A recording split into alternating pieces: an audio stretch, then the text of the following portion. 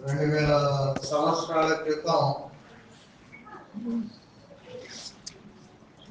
సమాధిని గెలిచి సమాధి గుండెలు చీల్చుకొని ప్రపంచమంతటిని ముచ్చమటలు పట్టించే ఒక అద్భుతమైన కార్యము ఆవిష్కరించబడిన దినం ఈరోజు. ఈ దినానికి ముందు కానీ ఈ దినానికి తర్వాత కానీ అటువంటి కార్యం ఇంతవరకు అటువంటి కార్యం జరగలేదు. క్రీస్తు శకం 34వ సంవత్సరంలో ఈ పునరుత్థానం అనేది యేసు ప్రభువాని ద్వారా మాత్రమే జరిగింది. దానికి ముందు కానీ క్రీస్తు శకం 34వ సంవత్సరం నుండి ఈనాటి వరకు కానీ ఇటువంటిది జరగదు కూడా. బట్టి పునరుత్థానమును బట్టి ప్రభువును మనం స్తుతించి ఆరాధన చేయవలసిన వారమై ఉన్నాం. ఉదయకాలమున మరి స్త్రీలందరూ కూడా కలిసి వచ్చి దేవుణ్ణి ఆరాధించగలిగినారు. కారణం ఏమిటి అంటే యేసు క్రీస్తు ప్రభువారు పునరుత్థానుడైన తర్వాత మొట్టమొదటిసారి ఆయన స్త్రీలను దర్శించడం, మొట్టమొదటిసారి స్త్రీలు ఆయన ఉన్న చోటి యొద్దకు వెళ్ళడాన్ని బట్టి ప్రతి ఈస్టర్ ఆరాధనలో ఉదయకాలంలోనే స్త్రీలు వారికి దేవుడు అనుగ్రహించిన ఆధిక్యతను బట్టి ప్రతి సంవత్సరం కూడా వారు ఉదయాన్నే ఆరాధించడానికి ప్రయత్నం చేస్తూ ఉన్నారు, ప్రయాసపడుతూ ఉన్నారు. అత్యధికమైనటువంటి దీవెన ఆశీర్వాదం వారు పొందుకోగలిగేటువంటి అవకాశంలోనికి వస్తూ ఉన్నారు. ఉదయకాలంలో ఆ పునరుత్థానానికి సంబంధించినటువంటి మాటలు మీరు విన్నారు. వినినప్పటికీ మరి కొంత సమయం ఈ పునరుత్థాన దినాన ప్రభువును ఆరాధించడానికి, ఆయన ఎటువంటి వాడో తెలుసుకొని ఆయనను ఆరాధించి ఆయన కనపరచడానికి కొన్ని మాటలు ఈ ఉదయకాలమైన మీకు జ్ఞాపకం చేస్తాను.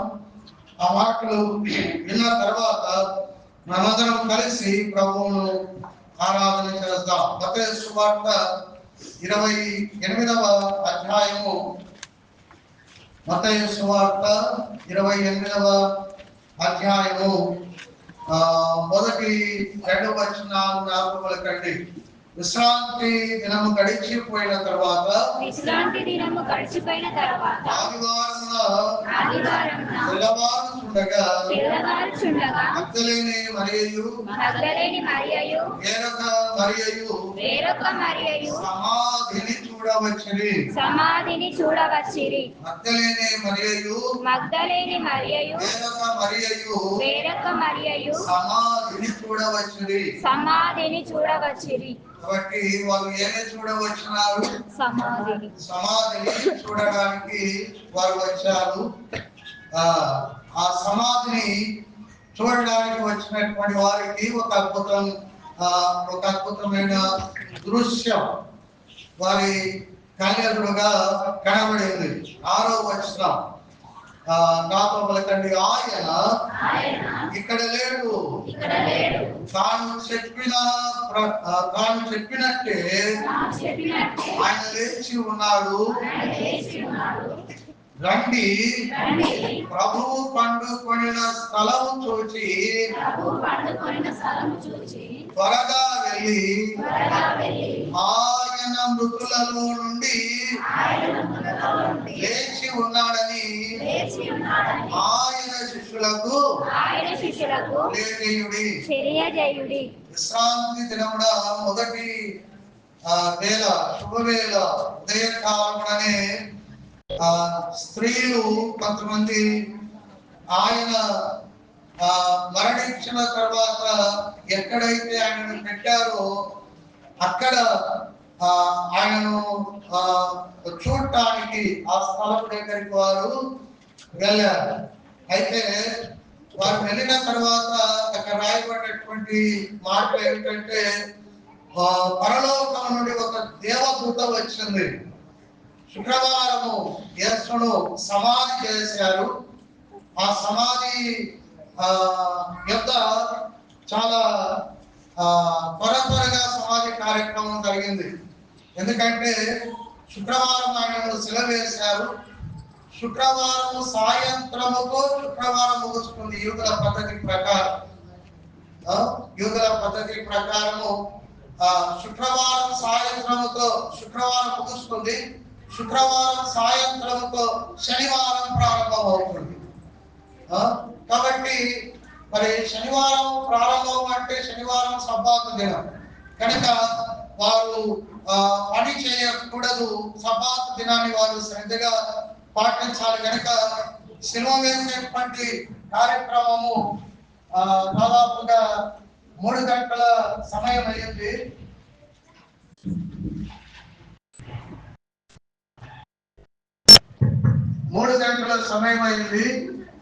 కాబట్టి త్వరగా ప్రభువును సిలువ మీద నుండి దించారు. నికోదేము వచ్చాడు, మరి యోసేపు వచ్చాడు. అక్కడ కొంతమంది స్త్రీలు పురుషులు కలిసి మరి వారి సామర్థ్యము చొప్పున సుగంధ ద్రవ్యములను తెచ్చి నారబట్టతో ఆయనను చుట్టి మరి వారు ఆ కార్యక్రమాన్ని ముగించారు. శనివారం వారు అలాగే వారి యొక్క సమయాన్ని విశ్రాంతి దినం కాబట్టి పనులు కార్యక్రమాలు ఏవి పెట్టుకోకుండా గడిపేశారు. ఆదివారం ఉదయం తెల్లవారుతుండగా స్త్రీలు మరి సమాధి వద్దకు వచ్చారు. వచ్చేసరికి సమాధి దగ్గర రాగి దొరిలించబడింది. దాని మీద ఉన్నటువంటి రోమా సామ్రాజ్యపు ఏమనాలి ఆ ముద్ర రోమా సామ్రాజ్యపు నాయకులు వేసినటువంటి గొలుసులు అన్ని తెగిపడి ఉన్నాయి. దేవదూతలు అక్కడ ఉన్నారు. మరి వారు అక్కడ ఆ విషయాన్ని చూసిన వెంటనే 3వ వచనంలో ఆ దూత స్వరూపము మెరుపువలె ఉండెను, అతని వస్త్రం హిమవంత తెల్లగా ఉండెను, అతనికి భయపడుట వలన కావలి వారు వణికి చచ్చిన వారి వలె ఉండేది. దూత ఆ స్త్రీలను చూసి మీరు భయపడకుడి, సైనికులు భయపడ్డారు, చచ్చారు, కానీ మీరు వెతికేవారు కనుక మీరు భయపడకుడి అని దూత వారికి ధైర్యము చెప్పి 6వ వచనం నాతో పలకండి. ఆ దూత స్త్రీలతో చెప్పినటువంటి మాట ఏమిటంటే నాతో పలకండి, ఆయన ఇక్కడ లేడు, తాను చెప్పినట్లే ఆయన లేచి ఉన్నాడు.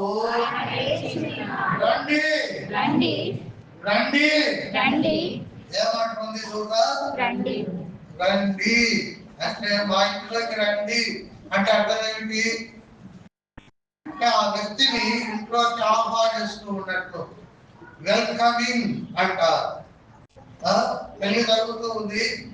ఒక్కొక్కరు బంధువులందరూ ఆ పెళ్లి జరిగే స్థలానికి వచ్చినప్పుడు ఆ పెళ్లి ఏర్పాట్లు చేసినటువంటి అధికారి లేక ఆ ఇంటి యజమానురాలు వచ్చిన వారిని అందరినీ రండి అని సాధారణంగా ఆహ్వానించి అక్కడ ఉన్న కుర్చీలో కూర్చోబెట్టి నీళ్లు తాగుతారా టీ తాగుతారా అని అడిగి కొద్దిసేపు ఆగండి, నేను మరలా వచ్చి మిమ్మల్ని కలుస్తున్నాను అని అంటారు.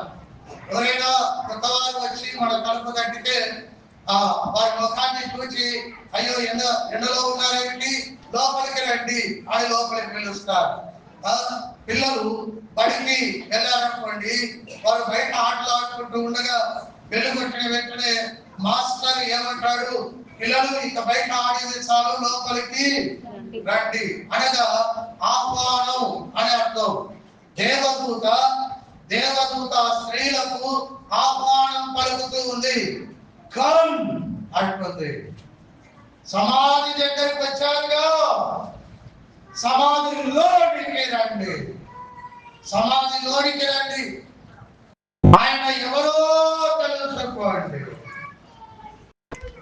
మీరు ఎంతవరకు ఆయనను కూర్చున్నటువంటి విలువైనటువంటి సమాచారాలు ఎన్నో ఉన్నాయి. ఆ విలువైనటువంటి సమాచారాలన్నింటికి మరీ విలువైనటువంటి సమాచారం, గొప్ప సమాచారం, ప్రపంచమంతా నెవరిపోయేటువంటి సమాచారం, ప్రపంచమంతా ఉలిక్కిపడే సమాచారం లోపల ఉంది. రండి అని ఆ స్త్రీలను ఆహ్వానించింది. ఆ స్త్రీలను ఆహ్వానించింది. ఆయన ఇక్కడ లేడు, తాను చెప్పినట్టే ఆయన లేచి ఉన్నాడు. రండి, ప్రభువు పండుకొనిన స్థలములు చూడండి. రండి, ప్రభువు పండుకొనిన స్థలమును చూడండి. ఈస్టర్లో మనకు దేవుడు దూతల ద్వారా ఆహ్వానాన్ని ఇస్తున్నాడు. ఈరోజు ఈస్టర్లో దేవుడు మనకు తన దూతల ద్వారా ఆహ్వానం ఇస్తున్నాడు. ఆ రోజు మొదటి ఈస్టర్ పండుగలో తప్పట్లు లేవు, బాజాలు లేవు, కలర్ఫుల్ కండిషన్స్ లేవు. ఆ రోజు మొదటి ఈస్టర్ దినాన బక్క చిక్కిన ముఖాలతో, ఆ కన్నీరు కాచి ఈడ్చుకొచ్చిన కళ్ళతో, తిండి లేక బీపీ లో అయిన శరీరాలతో గదగద భయపడుతూ ఉన్నటువంటి వ్యక్తులకు జరిగిన ఈస్టర్ రోజున ఏ సౌకర్యాలు లేని ఆ దినాన దేవుడు ఎంతో ఆనందంగా, సంతోషంగా తన పిల్లలను తాను ఎక్కడైతే పాతి పెట్టబడ్డాడో ఆ స్థలంలోనికి ఆహ్వానించినట్టుగా ఈ రోజు కూడా తన దూతల ద్వారా నన్ను ఆయన తన ఈస్టర్ లో ఆయన ఉన్న స్థలాన్ని చూడడానికి మనల్ని ఆహ్వానిస్తూ ఉన్నాడు. Is welcoming you, is inviting you. ఆయన నిన్ను ఆహ్వానిస్తూ ఉన్నాడు. ఎందుకు అంటే అన్ని గొప్ప కార్యముల కన్నా ప్రపంచమెన్నడూ చూడని గొప్ప కార్యం నీ కన్నులతో నువ్వు చూడాలని ఆయన ఆహ్వానిస్తూ. ఈ కార్యం ముందు అన్ని కార్యాలు బలాలు. ఈ కార్యమే సమాధిని గెలిచి లేవడం అనేటువంటి కార్యమే క్రైస్తవ్యానికి పునాది. ఇట్టి కార్యాన్ని మీరేమి చేయాలి? ఇట్టి కార్యములు మీరేమి చేయాలి? రండి, వచ్చి చూడండి. చూచిన తర్వాత మాట్లాడుదాం, చూచిన తర్వాత యుద్ధాన్ని చేద్దాం, చూచిన తర్వాత సమస్యలను ఎదురేద్దాం, చూచిన తర్వాత ప్రభువును హత్తుకొని తీరుద్దాం. ఈరోజు ఏమి చేస్తున్నాడు అంటే ఆయన ఆహ్వానం పలుకుతూ ఉన్నాడు. వ్యక్తి ఆహ్వానం అంటే పునరుత్థాన రుజువు చూడడానికి నీకు ఆహ్వానం. పునరుత్థాన రుజువులు చూడడానికి ఆ రోజు అక్కడికి వచ్చిన స్త్రీలకు ఆహ్వానం దొరికింది. ఈరోజు ఇక్కడికి వచ్చినటువంటి మనకు కూడా మరొకసారి ఆ ఆహ్వానము దొరుకుతూ ఉంది. ఇక్కడ కొన్ని మాటలు చెప్పి నేను ముందుకు వెళ్తా.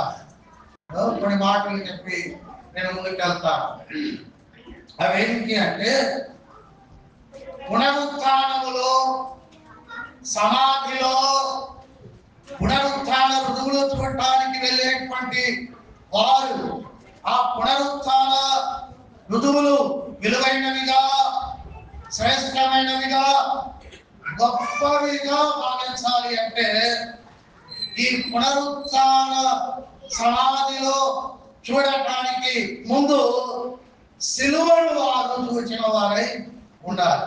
గుర్తుపెట్టుకోండి. ఎవరైనా సిలువను సరిగా చూడకపోతే పునరుత్థానము వారికి సరైనదిగా కనపడదు.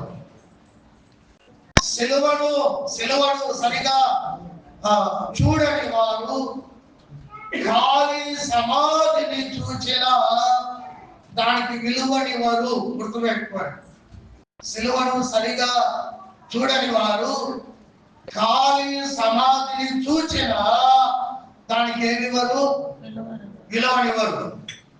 మరొక మాటలో మీకు చెప్తాను, సిలువ అర్థము కాని క్రైస్తవుడు, సిలువ అర్థము కాని క్రైస్తవుడు పునరుత్థానముడు కూడా అర్థము చేసుకోలేడు. సిలువ అర్థం కాని క్రైస్తవుడు పునరుత్థానము కూడా అర్థము చేసుకోలేడు. అందుకే ఆనాడు ఉదయం అమ్మ చెప్పింది, యేసు ప్రభు దక్షిణ కానీ చాలా కారణాలు చెప్పాడు. కావలేదు, పొమాలకు వెళ్ళిపోయాడు, మీరందరూ విన్నారు. పొమాలకు వెళ్ళిపోయాడు. ఆయనను మామూలుగా సిలువలో ఆయన ప్రాణం స్వయ తప్పి పడిపోతే ఆయన తీసుకొచ్చి సిలువలో పెట్టిండు. కాబట్టి ఇటువంటి సిద్ధాంతాలు రాజధానాలు అనేకం ఉన్నాయి. వాళ్ళు ఎన్ని చేసినా పునరుత్థాన శక్తిని 2000 సంవత్సరాల నుండి ప్రపంచం అణచివేయలేకపోయింది. పునరుత్థాన శక్తి ప్రపంచంలో ఉన్న అన్ని శక్తులను ఖతము చేస్తూ ప్రపంచమంతా పాకిపోయింది. ఏ మానవుడు పునరుత్థాన బలమును అణచివేయలేడు. అణచివేద్దామనుకున్న వారందరూ తిరిగి లేవని సమాధులలోనికి వెళ్ళిపోయారు. కాబట్టి అట్టి పునరుత్థానము యొక్క గొప్పతనం మనకు అర్థం కావాలి అంటే సిలువను దగ్గరగా ఉండి చూడాలి. సిలువ నువ్వు సరిగా చూడని వారు పునరుత్థానమును కూడా సరిగా అర్థం చేసుకోరు. సిలువను అర్థం చేసుకొని క్రైస్తవుడు విలువలు లేని క్రైస్తవుడుగా పునరుత్థానములో కనబడతాడు. కాబట్టి పునరుత్థానమునకు ఆనాడు పునరుత్థానమునకు దేవదూత ద్వారా దేవుడు ఆహ్వానించినటువంటి ఆ స్త్రీలు సిలువను చూచిన స్త్రీలు వారు, సిలువను దగ్గర నుండి చూచిన వారు, సిలువను చాలా దగ్గరగా ఉండి చూచిన వారు. ఆ సిలువలో ఆయన పడినటువంటి బాధలన్నింటినీ వారి గుండెల్లో గుణపములాగా పొడుస్తూ ఉంటే రొమ్ము కట్టుకున్నారు, విలవిలలాడిపోయారు. వారు ఎలా ఉన్నారంటే మత్తయి సువార్తలో 27వ అధ్యాయం 27వ అధ్యాయం 61వ వచనంలో భక్తులైన మరియు వేరొక మరియు అక్కడనే కూర్చుండి ఆ ప్రభువును చూస్తున్నారు. సమాధికి ఎదురుగా తలలో ముళ్ళు గుచ్చబడి రక్తము గారినటువంటి ఆ రక్తదారుల చేత ఎండిపోయినటువంటి ఆయన ముఖాన్ని చూస్తున్నాడు. కొరడాలతో కొట్టబడి చేల్చబడి ఆ శరీరంలో నుండి బయటికి వచ్చినటువంటి రక్తపు ముద్దలుగా ఉన్న మాంసం ఎండిపోయి ఆరిపోయి కూడా ఆయన శరీరాన్ని చూస్తూ ఉన్నారు.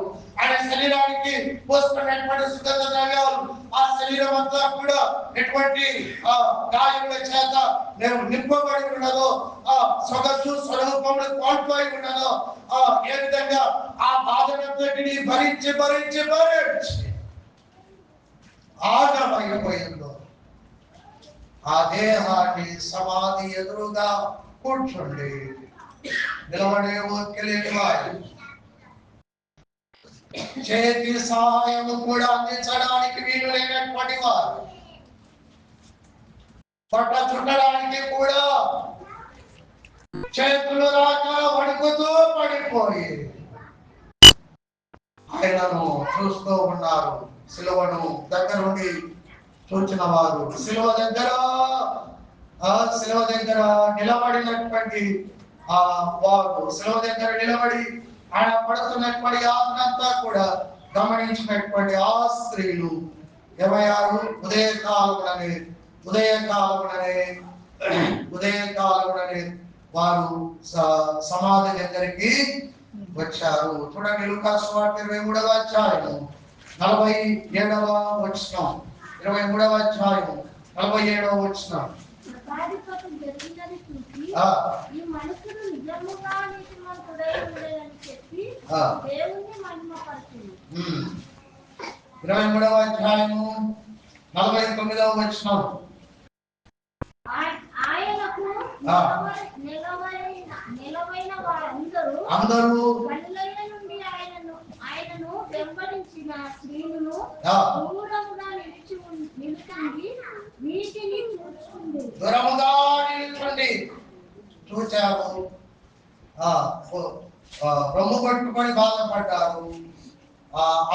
సొలసిపోయినటువంటి శరీరాలు అని సమాధి కార్యక్రమం అయింది. శనివారం ఎలా నిద్రపట్టిందో తెలియదు. ఆదివారం తెల్లవారుజామునే వారు లేచి సమాధి దగ్గరికి వచ్చేసరికి మత్తయి సువార్త 28వ అధ్యాయం 6వ వచనంలో దూత ద్వారా దేవుడు వారి కాపాడము పలికాడు. ఒక మాట నేను మీకు జ్ఞాపకం చేస్తాను. మీరెందుకు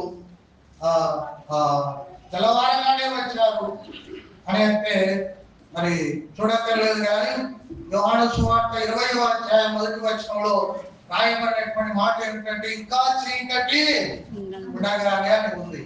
ఇంకా చీకటి ఉండగానే అని ఉంది. శుక్రవారం అంతా వారికి నిద్ర లేదు కదా, శిలువ యాత్రలోనే వారు ఉన్నారు కదా.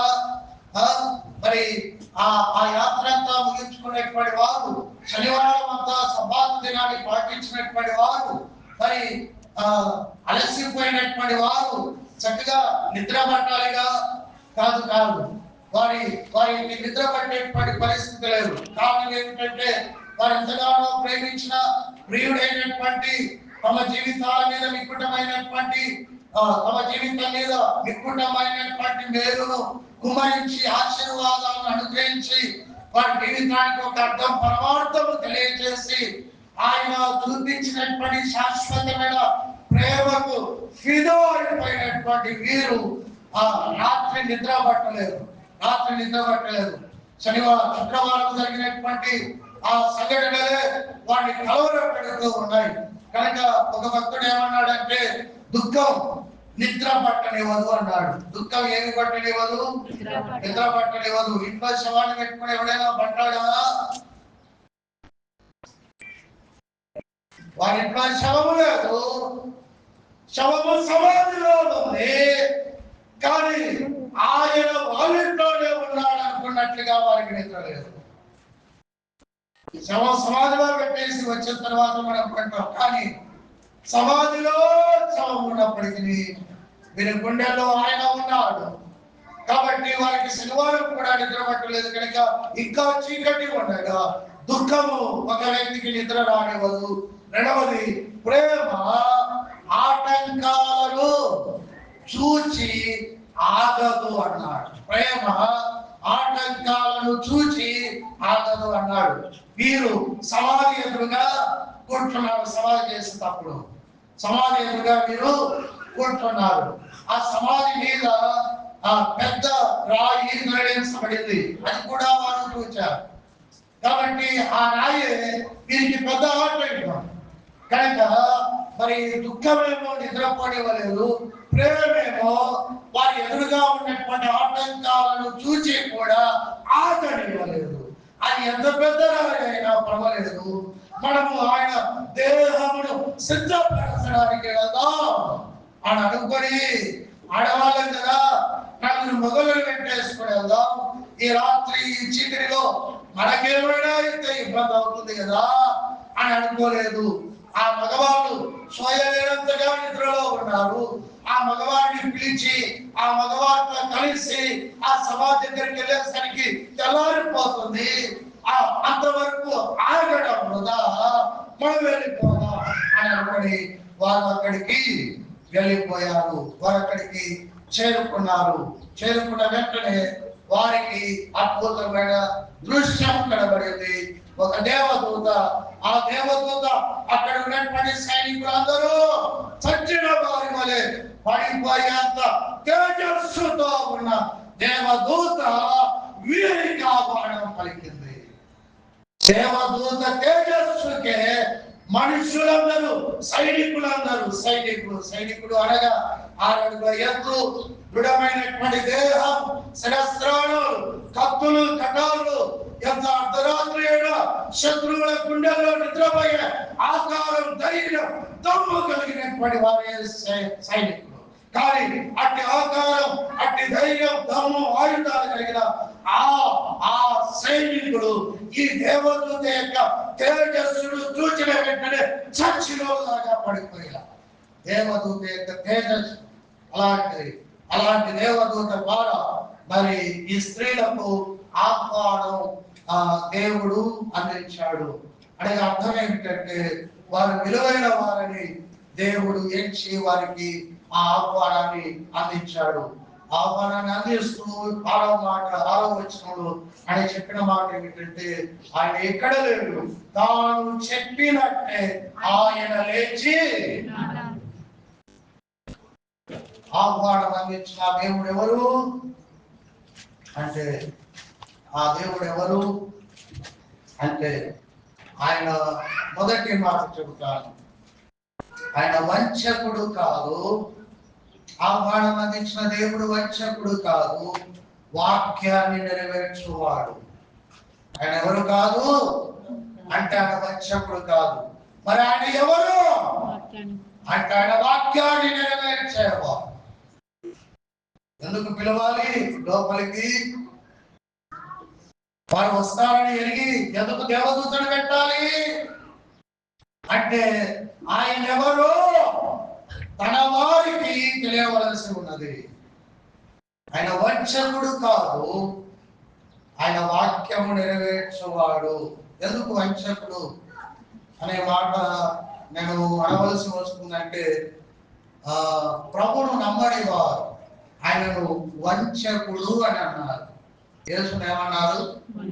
ఆయన చచ్చిన తర్వాత, ఆయన శిలువ వేసిన తర్వాత, సమాధి చేసిన తర్వాత యేసుని ఎవరైతే కక్షగట్టి శిలువ వేసి అబద్ధ నేరములన్నింటినీ నెత్తిన బడాయించి శిలువ వేసి మరి చంపి వారి కసి అంతా తీర్చుకొని సమాధి చేసిన తర్వాత వారు ఆనాటి మరి గవర్నర్ దగ్గరికి వెళ్ళి ఆ యేసును గురించి చంపిన యేసును గురించి శిలువ ద్వారా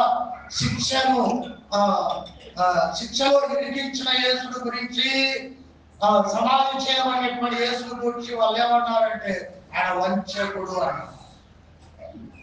ఆ మాటలు పడ్డాడు.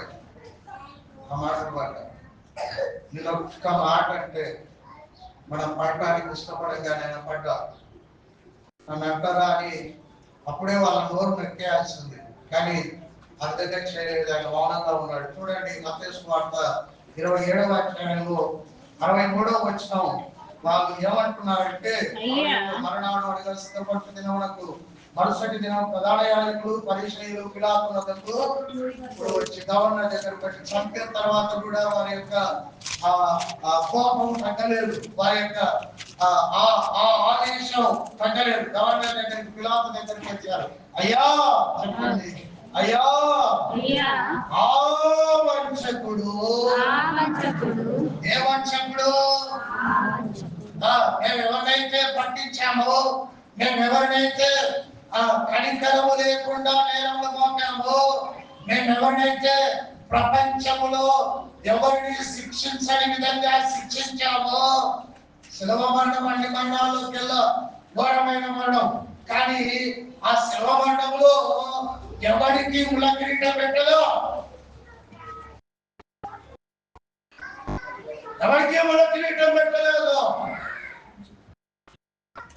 ఈయనకే పెట్టారు. అంత కసి వంచకుడు అంటారు. ఎవరు ఎంత ఘోరంగా మేము హింసించినాము, ముఖములో ఉమ్మి వేసి గడ్డపు వెంట్రుకలు పెరిగి వేసిమో, పిడిగుద్దులు గుద్దిమో, కొరడాలతో కొట్టిమో,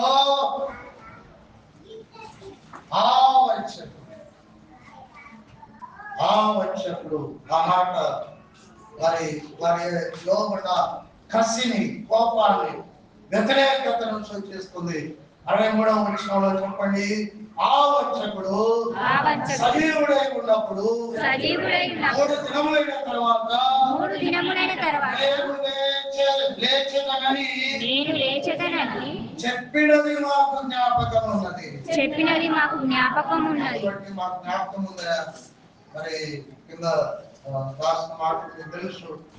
మరి ఒకవేళ ఇప్పుడు మీరు సమాధి చేశారు, సమాధి కార్యక్రమం అయింది, కానీ వాళ్ళ శిష్యులు వచ్చి ఆయన ఎక్కడికి పోయి ఇదిగో యేసు చెప్పినట్లే లేచాడని అంతా ప్రచారం చేస్తే కనుక మొదటి మోసం కన్నా కడపటి మోసం ఇంకా ఘోరమైన మోసం అవుతుంది. కనుక ఆయన మనం నమ్మేటట్టు లేదు, వాళ్ళ శిష్యులను నమ్మేటట్టు లేదు అని పిలాతుతో చెప్పినప్పుడు పిలాతు అన్నాడు, మీకు చేతనైనంత మట్టుకు అన్నట్లుగా మాట్లాడాడు. 65వ వచనం చెప్పండి. అందుకు పిలాతు కావలి వారు ఉన్నారు కదా, మీరు వెళ్ళి మీ చేతనైనంత మట్టుకు సమాధిని భద్రము చేయుడని వారితో చెప్పాను. మీ చేతనైనంత మట్టుకు చూసుకున్నావా? చూసుకున్నా. మీ చేతనైనంత ఎంతమంది అంటాం కదా, చేతన చూసుకోపా, నేను ఇక్కడే ఉంటా రమ్మను అంటే ఎట్లా ఉంటుంది అది? మీ చేతులే వెళ్తామండి. పిలాతు గుండె కరిగిపోయేది, ఇంకా రావలేదు నీకు. ఆయన నోటి మాటలో కూడా పాపం లేదని నేను విచారించినప్పుడు నాకు అర్థమైంది. ఇక మీ పోడు పడలేక ఆయన మీ చేతుల్లో పెట్టారు. ఆ కార్యక్రమం ఏదో పట్టించడానికి ఒక శతాధిపతి నియమించారు.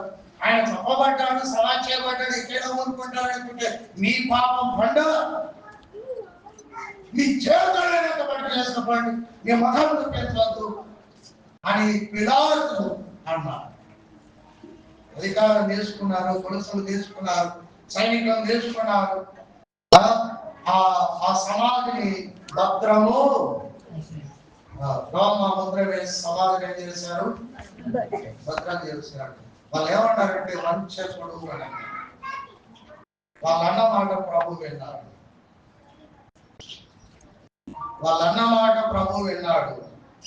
అందుకే సమాధి దగ్గరకు వచ్చిన వారితో అంటున్నాడు, రండి, ప్రభువు పండుకొనిన స్థలము చూడండి అని చెబుతూ ఆయన ఇక్కడ లేడు, తాను చెప్పినట్లే ఆయన ఏమయ్యాడు అని అంటే 6వ వచనంలో తాను చెప్పినట్టే ఆయన లేచి ఉన్నాడు.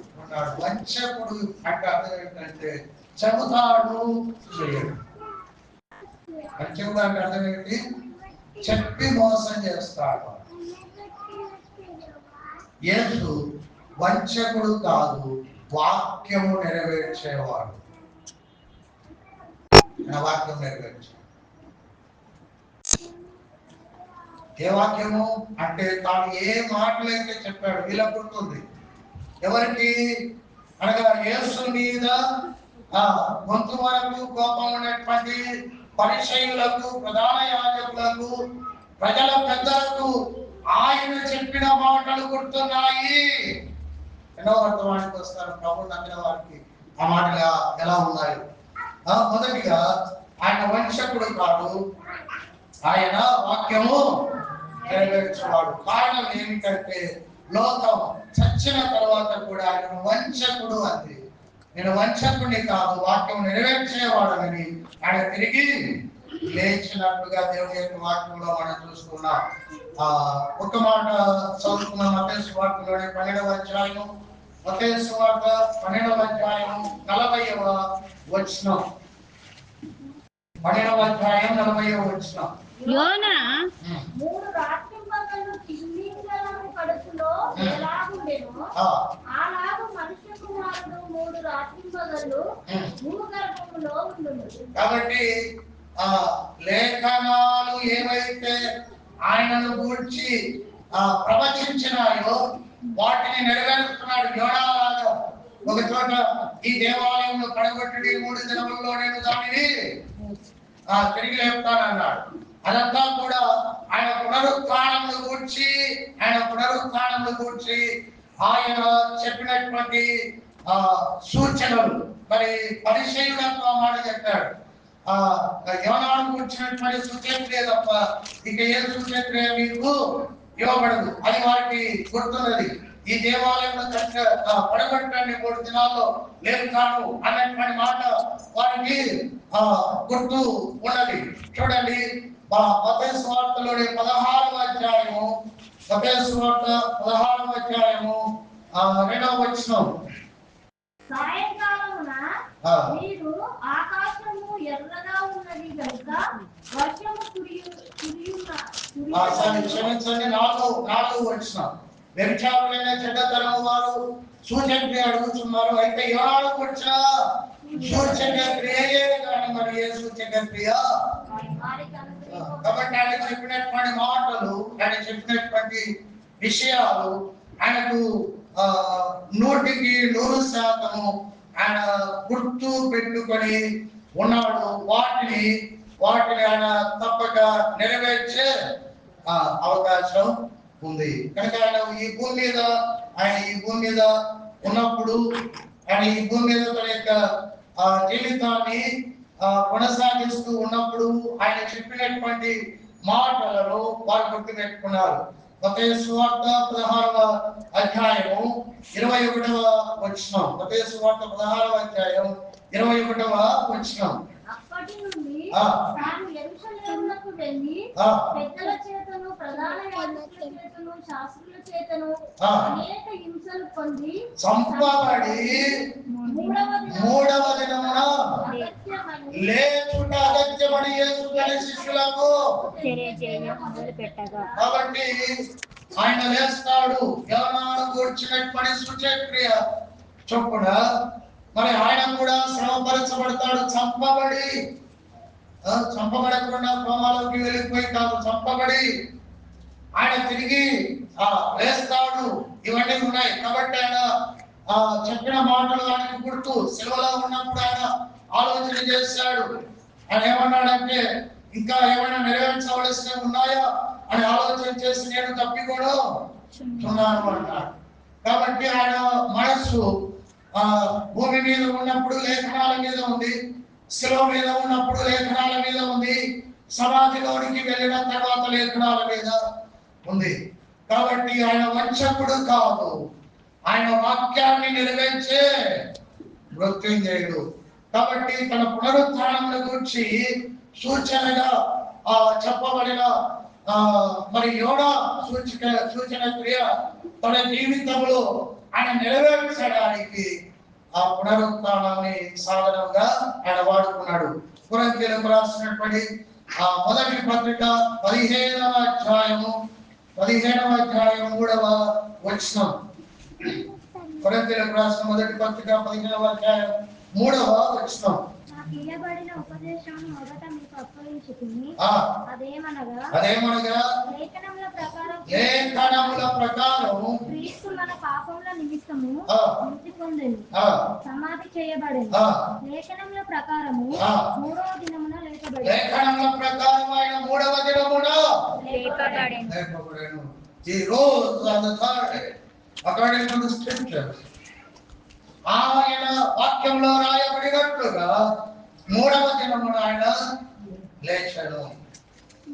పటిష్టమైనటువంటి బందోబస్తును చీల్చుకొని ఆయన లేచి, ఆయన లేవకుండా ప్రభుత్వము ద్వారా మతము ద్వారా చేయవలసినటువంటి ప్రతి ప్రయత్నమును కూడగొట్టి ఆయన లేచాడు.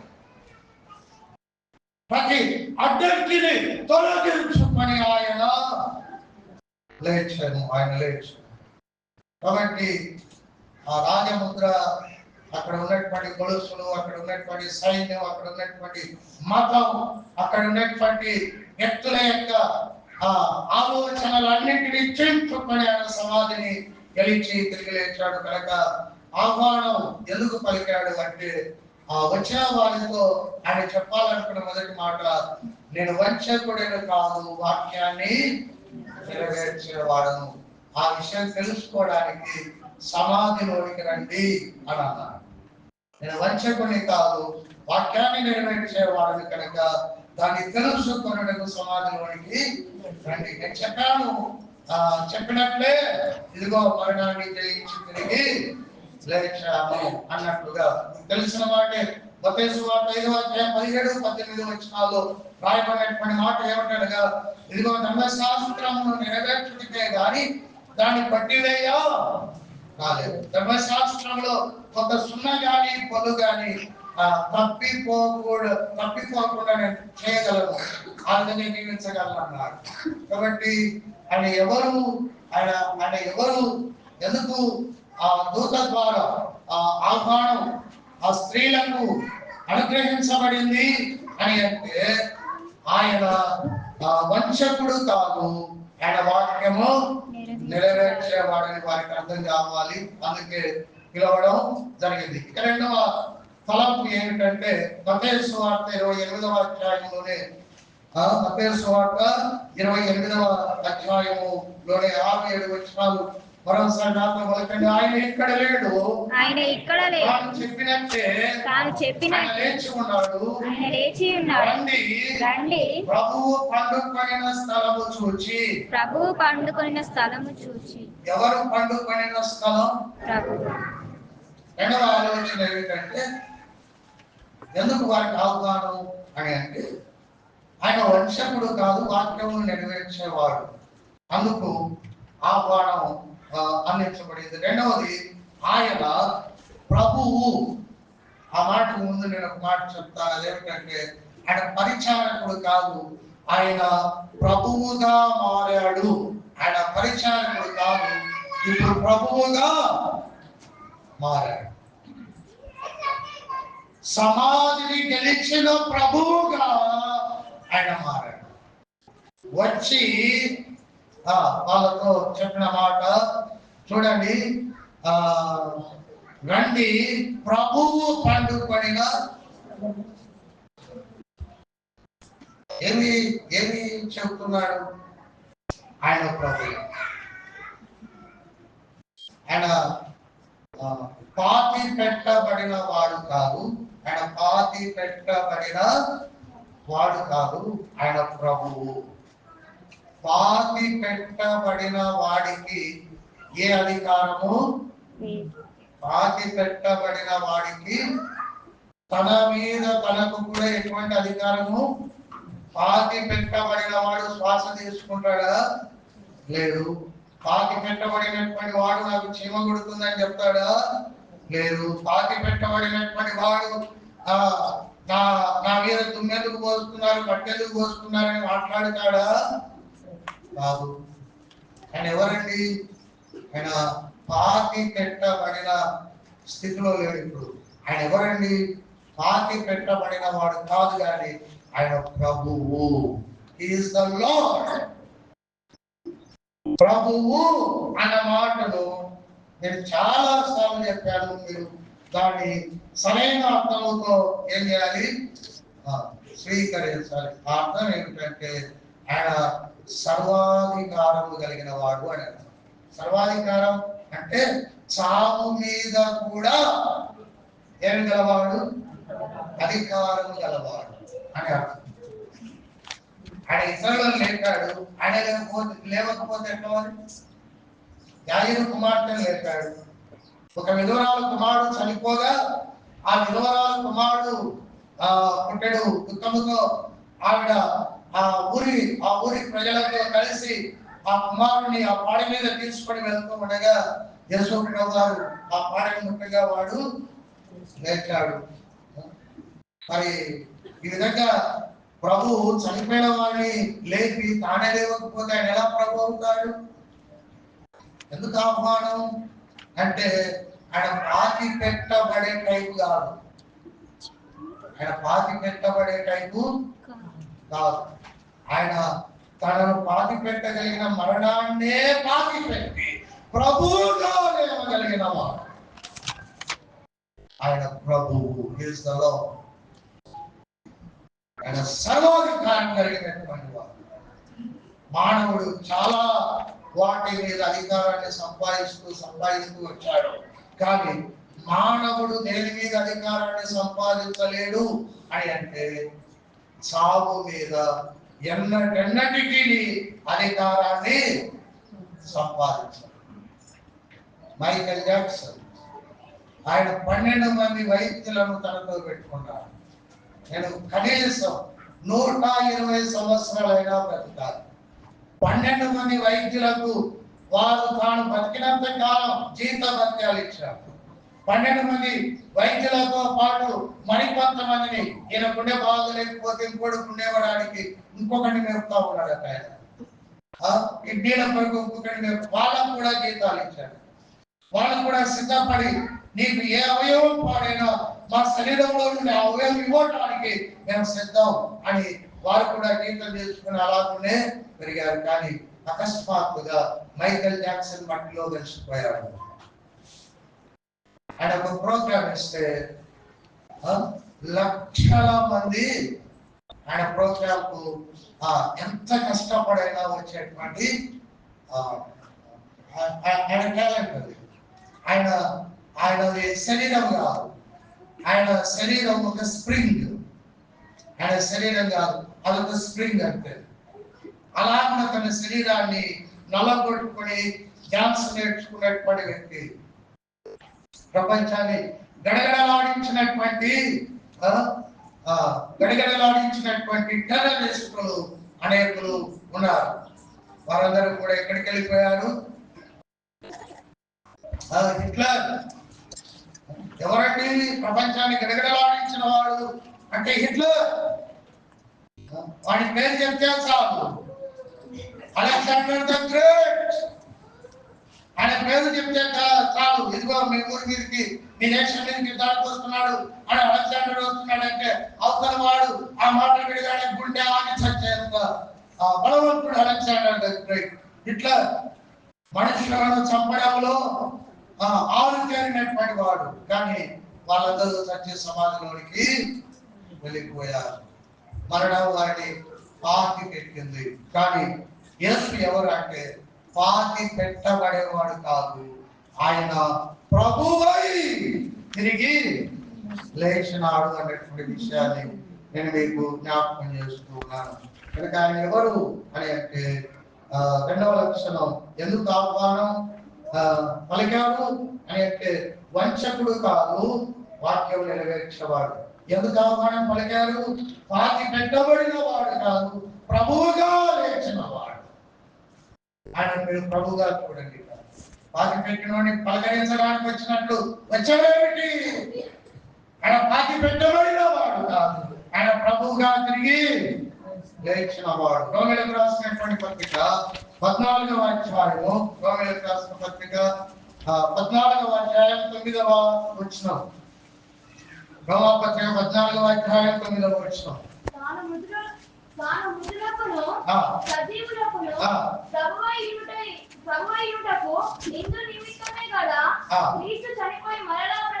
ఆయన ఎందుకు లేచాడంటే ప్రభువుగా ఉండడానికి. ఆయన ప్రభువుగా ఉండడానికి ఆయన లేచింది. ఎవరికి ఆయన ప్రభువు? మళ్ళా చదవండి. మృతులకు సజ్జనులకు ఆయన ప్రభువు. అర్థమవుతుందా? నువ్వు అనుకునే సజ్జన తర్వాత ఎవరు సజ్జనుడు? ఎవడు ప్రాణలేని స్థలానికి వాళ్ళు వెళ్ళిపోయారు కదా, వాళ్ళ మీద రాములు ఎవరండి? వాళ్ళ మీద అధికారులు ఎవరండి? వారి మీద పెద్దలను చలాయించేవాడు ఎవరండి అని అంటే చావును చంపి లేచిన యేసే చచ్చిన వారి మీద ప్రభువు అయిపోయినాడు. చచ్చినాక నువ్వు నేను తప్పించుకోలేదు. చచ్చిన తర్వాత కూడా ఆయన అధికారానికి మనం లోపడవలసిందే. ఆయన అధికారం కింద మనము నిలబడవలసి ఉన్నవారమై ఉంటూ ఉన్నాం. ఆయన వృద్ధులప్పుడు సజీవులప్పుడు ప్రభువై ఉండుటకే కదా.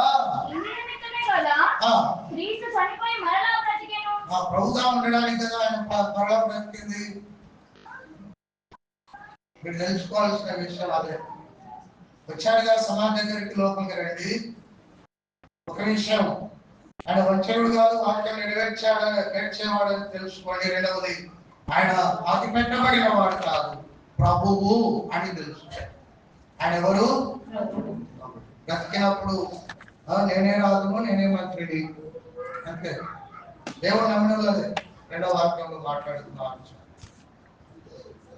అర్థమవుతుందా? ఆయన ప్రభువు ఈజ్ ద రూలర్. కొంతమంది అంటున్నారు సత్యనామములు వదలవా అని అంటారు చూడండి. మాటలు సత్యనామ వదలవా అంటారు చూడండి. యేసు ప్రభు సచ్చినా నిన్ను వదలదు, నిన్నుగా పుట్టిన ఏ వ్యక్తిని వదలదు. పుట్టిన ఏ వ్యక్తిని, వాడు ఏ దేశంలో పుట్టని, ఏ భాషలో భాష కలిగిన ప్రజల మధ్య వాడుతూ ట్రైన్ ఇవ్వండి, వారిని ఎవరిని అయినా వదలడు. భూమి మీద పురుడు పోసుకున్న ఏ వ్యక్తిని చచ్చిన తర్వాత కూడా వదలని ఒకే ఒక్క రాదు, యేసు రాదు.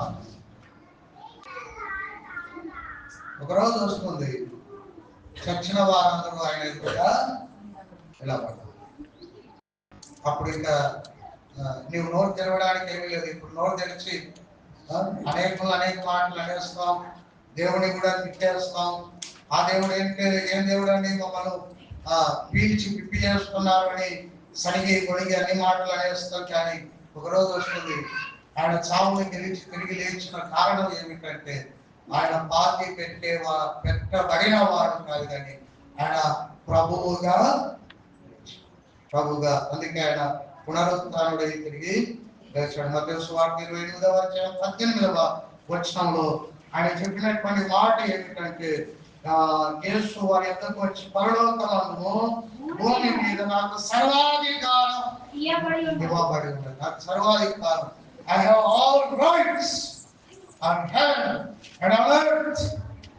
భూమి మీద మరియు పరలోకం ఆయన సర్వాధికారం. అందుకే ఆయన ప్రభువు ఆ విషయమై ఆయన లేచాడు. కాబట్టి రెండవ ఆలోచన ఏమిటంటే, ఆహ్వానం ఆ స్త్రీలకు ఎందుకు దొరికిందంటే ఆయన స్వభావమును వివరించడానికి. ఆయన స్వభావం ఏమిటి అంటే వంచకుడు కాదు, వాక్యం నెరవేర్చేవాడు. ఆయన స్వభావం ఏమిటి అంటే మరి పాతి పెట్టబడిన వాడు కాదు, ప్రభువుగా ఆయన మారినవాడు. మూడవది, ఆయన స్వభావం ఏమిటంటే మత్తయి సువార్త 28వ అధ్యాయం 6-7 వచనాలు మరోసారి చదువుకుందాం. నాకు వెలకంగా ఆయన ఇక్కడ లేడు, నాకు చెప్పినట్టే లేచి ఉన్నాడు. రండి, ప్రభు పండుకొనిన స్థలము చూచి త్వరగా వెళ్ళి ఆయన మృతులలో నుండి లేచి ఉన్నాడని ఆయన శిష్యులకు తెలియచేయుడి. చెప్పండి. త్వరగా వెళ్ళి ఆయన మృతులలో నుండి లేచి ఉన్నాడని ఆయన శిష్యులకు తెలియచేయుడి. మూడవ ఆలోచన ఏంటంటే ఆయన పనికి రాని వాడు కాడు, ప్రకటింపదగిన వాడు.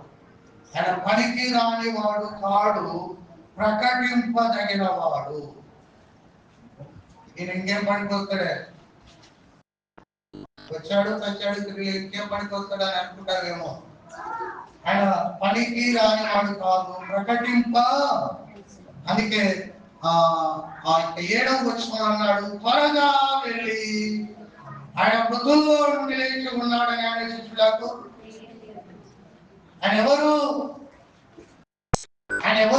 అంటే ఆయన పనికి రాని వాడని ఇక మేము చూసాం. ఆ సమాజంలో లేడు ఆయన, ఇక్కడ లేడు, ఆయన లేచాడు. కాబట్టి ఇక్కడకు ఆప్యాయతం, ఆయనకు ఆయన సహవాసము ఆప్యాయతం. ఇక్కడ ఆయన వేరు నేను వేరు అని మనం అనుకోవడానికి అవకాశం లేదు. ఆయనను కూర్చున్నటువంటి వివరణ ఏమిటి అంటే దూత చెబుతుంది ఆయన పనికిరాని వాడు కాదు, కానీ ఆయన ప్రకటింపదగిన వాడు.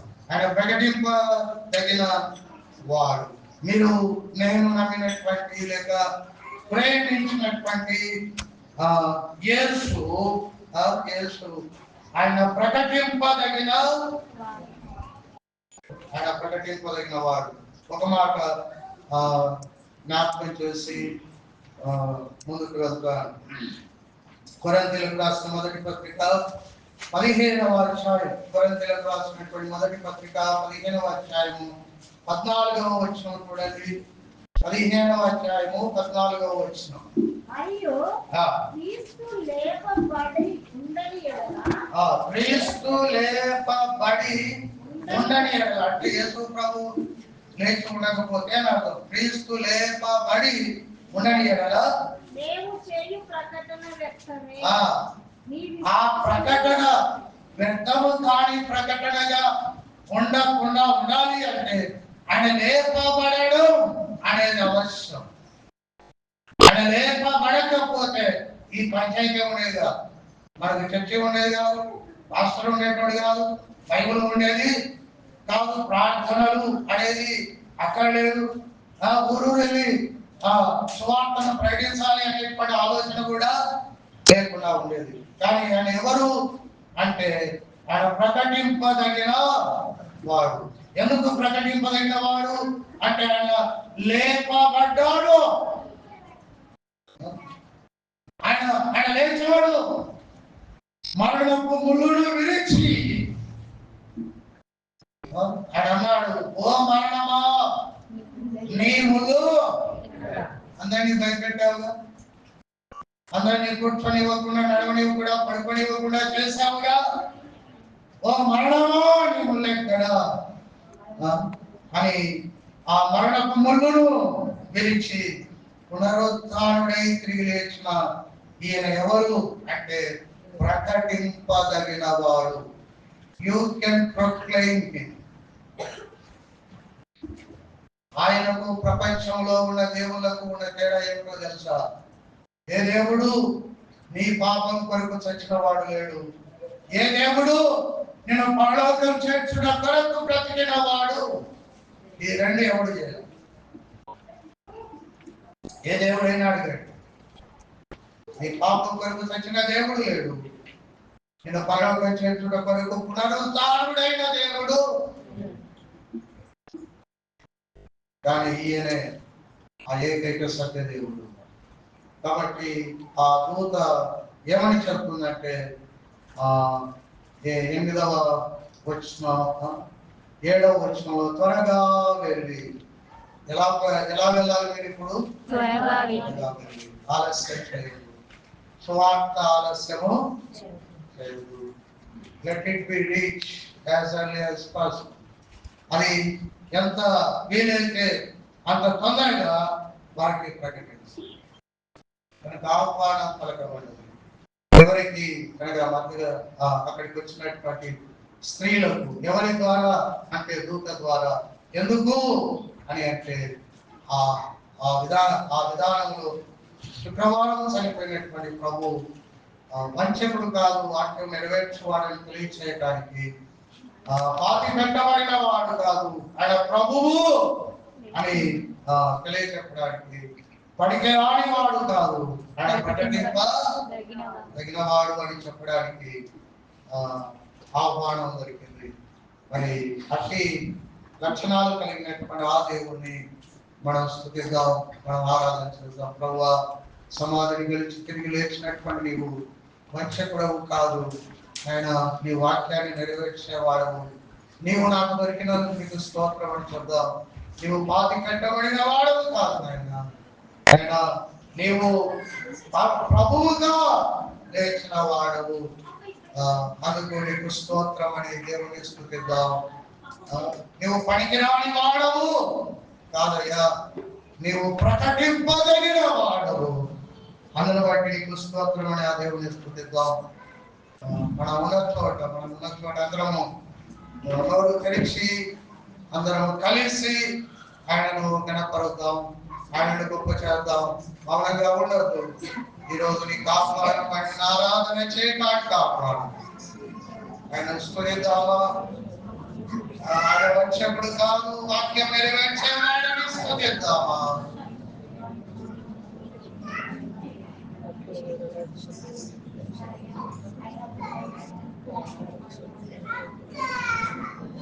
ఆయన పాతి పెట్టబడిన వాడు కాదు, ఇప్పుడు ఆయన ప్రభువుగా లేచిన వాడని ఆయన ఆరాధన చేద్దాం.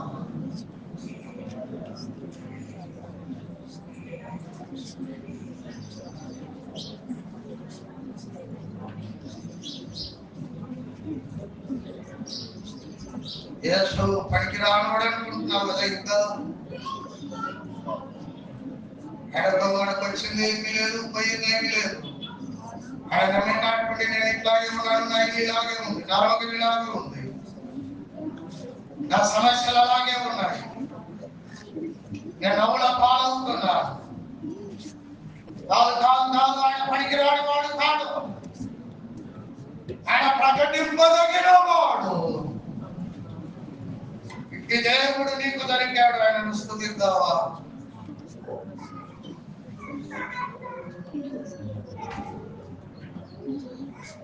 మహాగణుడా మహోన్నతుడా నీకు స్తోత్రం నాయన.